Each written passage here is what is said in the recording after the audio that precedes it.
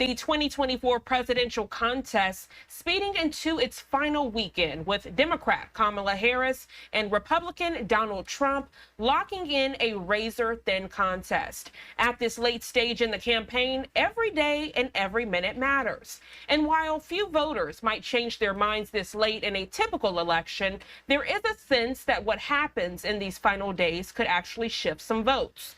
Joining us live this morning to further discuss the very latest in the race to the White House, none other than political analyst and historian Rich Rubino. Rich, good morning. Always a pleasure having you on the show. Good morning. So glad to be here. So we are in the final countdown, Rich, and depending on which poll you look at, as I said in that intro, the election is razor thin. Some of the states reporting just a half of a percentage point as it relates to VP Harris and former President Trump. Catch us up. Where are we standing right now?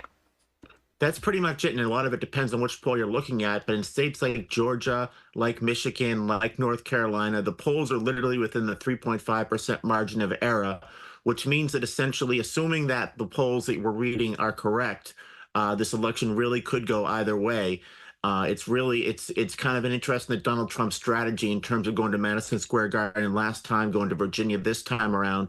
I think if Donald Trump loses the election, part of it will be blame that he spent time away from swing states. And contrary-wise, if Vice President Harris loses the election and she loses Pennsylvania, there'll be a lot of second guessing about why she didn't choose Judge Josh Shapiro as her vice presidential running mate, a very popular governor of Pennsylvania. Great point you're making this morning, Rich. And speaking of VP Harris, I know waking up this morning, X, formerly known as Twitter, was going crazy as VP Harris spent her Saturday evening on Saturday Night Live. A lot of controversy surrounding that and a lot of questions from many campaign analysts saying, was that the smartest decision of her spending her time on SNL? But her team saying it was smart to garner that young vote. Could you put it into perspective, please? Yes, and I think that it was. And I think that when you go on a show like that, you're going for a lot of low propensity voters or even low information voters, people that are just are still making a decision, potentially maybe somebody that's kind of on the fence, or for that matter, somebody that you can, or somebody that's part of your Democratic base, but is not really somebody who tends to go out and votes that often. Those are the people she's going for. It reminds me a little bit of back in 1968, when both Vice President Hubert Humphrey, the Democratic nominee, and Richard Nixon, the Republican nominee, were invited to go on Rowan and Martin's Laugh-In, the comedy program at the time. And Richard Nixon reluctantly agreed. His aide said, "This would make you sound more human." And he goes on, he goes, "Sock it to me." And he was always known as somebody who was kind of a stiff and kind of boring. So he did that, and that really actually gained him some plaudits with the American electorate. Hubert Humphrey did not go on, in part because his advisor said it wouldn't be presidential. And he later blamed it and said that may have been the reason why he lost what was a really razor-thin election in 1968. So I think no harm, no foul, but I think at the end of the day, she probably benefited from it, if you do a cost-benefit analysis, more than potentially she did not. Yeah, and speaking of that young vote, when we look at the voters that will really make an impact this election season, a lot of eyes are honing in on that young vote on this Sunday, Rich. And as we speak about VP Harris garnering that young vote, a lot of people are saying former President Donald Trump is doing the same thing. He pretty much is taking different things that are trending and turning it into a comic relief or even a part of his campaign. We saw that in real time as President Joe Biden said that many of those who support former President Donald Trump are, quote, garbage. And then he comes out on that campaign stage wearing that garbage jacket, wearing that yellow and orange fleece that he had on. Could you provide that perspective across the aisle, please? Yes, he was basically trying to maximize any potential indignation people might have from Joe Biden's comments.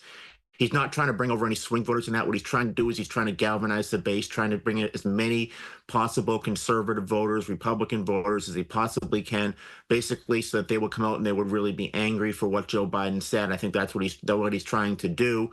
That was really kind of the last kind of 24 hour. In the last 24 hours, he's really capitalizing on Joe Biden's faux pas there.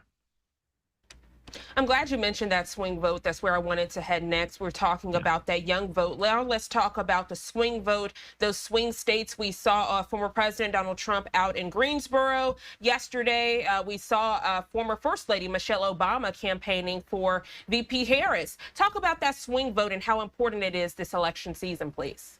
It's extremely micro targeted. You're coming down to literally 7 states, and you're coming down to less than 100,000 registered voters that you're trying to get that are actually swing voters.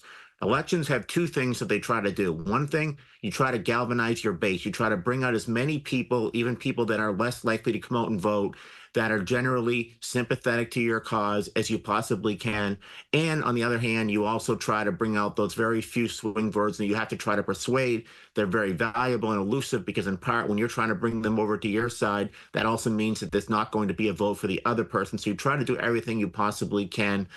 You try to reach them. I think Vice President Harris going on Saturday Night Live, I think putting advertisements, for example, in football games where you're getting a lot of people that are not necessarily political aficionados, but that somehow almost through osmosis are getting the message to vote for somebody. It's very important, but it's obviously very few actual voters. I think most people have pretty much decided right now. Some of them have even done early voting. But you do try to do everything you possibly can when you're talking about a scenario where you're literally either tied or within 1 or 2 points of your opponent in some of these states. It could make the difference. That's why it is so vitally important. Yeah, and to further add to what you're saying, Rich, that's why we've seen that record turnout as it relates to early voting. In many states, early voting actually ending today. Today's the final day Yep. for early voting in many states. Can we talk about that record turnout and how so many people want their voices heard this election season, maybe because they are happy with the past 4 years or they are thoroughly unimpressed and are leaning towards former President Trump? I think that the electorate is extremely bifurcated right now, and that's part of where will there ever be a reconciliation, will there be kind of a rapprochement, because there are very few voters that are actually really kind of in the center and are actually trying to make up their mind between the two major candidates. You have a lot scenario last time around, 94% of Democrats voted for Biden, 94% of Republicans voted for Trump. I expect it'll be very similar this time around.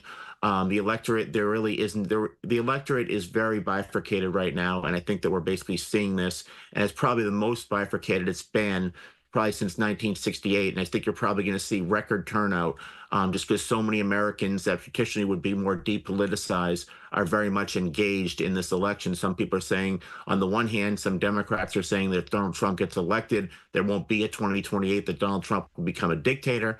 And Donald Trump and a lot of Republicans are saying that if Vice President Harris gets elected, that there won't be a 2028 either. They say that America is going to kind of descend into into a socialist tableau. So milieu, I guess. So it's really, I think both sides believe that the stakes are extremely high. That's why so many people are wanting to come out and vote and to make their vote, their voices heard. Yeah, now we are in that final stretch, just literally days and hours away from November 5th. I love your perspective, as always, about the electoral vote and then the popular vote. As people are heading to the polls and deciding what their precinct is, because we know with early voting, you have so many options of where you can vote. But then on election day, you can only vote at that specific precinct, which is on your voter ID card. Could you explain the difference between the states that are important for that electoral vote, Rich, and then the states Yeah. where the popular vote is going to be so important? Sure. So there are 50 states, and right now we're in a scenario where the candidates are going to 7 states. So why are they going to those 7 states? Well, if you look at the polls, a state like, for example, Massachusetts or Rhode Island or Connecticut are invariably going to vote for the Democratic presidential candidate. Massachusetts, for example, hasn't gone for Republican since 1984 when Ronald Reagan won a landslide. So it'd really be foolhardy to spend any time there because there's really no signs that it's going to be competitive. Contrary-wise, a state like Idaho or North Dakota or South Dakota, they haven't gone for a Democrat since LBJ's landslide in 1964. They don't seem to be any signs that they will. So it would be really foolhardy to put any money or resources into those states. Basically, they're pretty much already locked up. And barring some sort of a cataclysm, those states will go for Donald Trump, just like a state like Massachusetts or Rhode Island or Connecticut will go for Joe Biden. So what does that mean? That means even states that were kind of competitive last time, like Florida, for example, no candidates campaigning in Florida because Ron DeSantis won an overwhelming reelection last time. Marco Rubio won an overwhelming reelection. The state is now matriculated from a kind of swing state. Remember 2000 and the hanging chads, and now it's become more of a Republican state.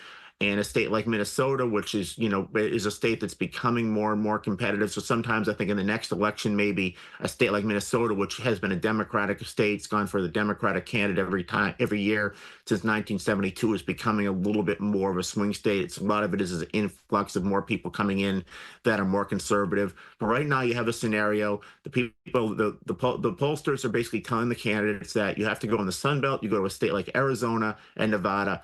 Then pretty much every other Sun Belt, barring North Carolina and Georgia state, has pretty much been decided. Then you go up to the Rust Belt, and you have those blue wall states that have gone for the Democratic nominee from '92 to 2012. When for the Republican nominee in 2016, Donald Trump broke the lock there, and those are Pennsylvania, Wisconsin, and Michigan, respectively.